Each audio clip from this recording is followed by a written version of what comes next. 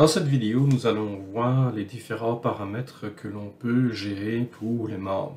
Donc à partir de Back Office, on va à nouveau dans le paramétrage et on a la section membres.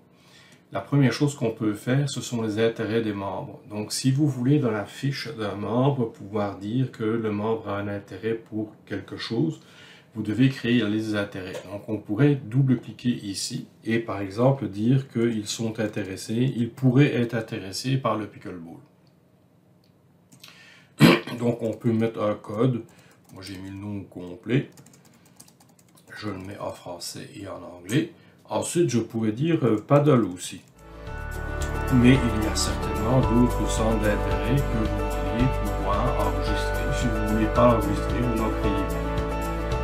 Vous pouvez supprimer éventuellement un événement avec le bouton supprimer. Vous pouvez aussi définir les occupations. Donc vous voyez ici par exemple, on a créé déjà un certain nombre d'occupations. Vous pouvez en supprimer, vous pouvez en créer en double-cliquant dessus. En double-cliquant sur la première ligne qui est vide.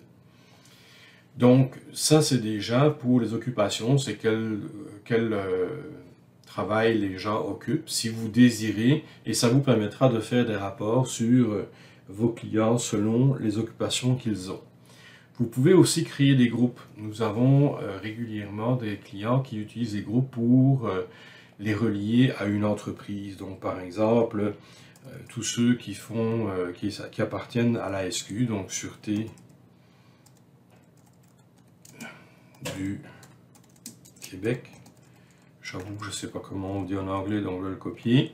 Et vous pouvez donc créer ici toute une liste que vous voulez. Je fais Escape pour pouvoir arrêter de faire des nouveaux.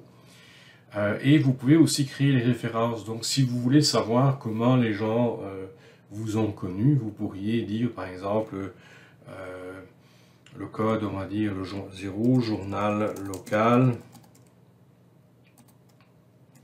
Local newspaper. Ensuite, le code A, ça va être site web.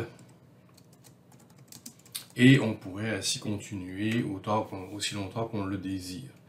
Donc, ça, ce sont tous les paramètres que vous pouvez définir reliés aux membres et que vous pourrez utiliser dans le profil de chacun des membres. Merci de votre intérêt et on se retrouve dans la prochaine vidéo.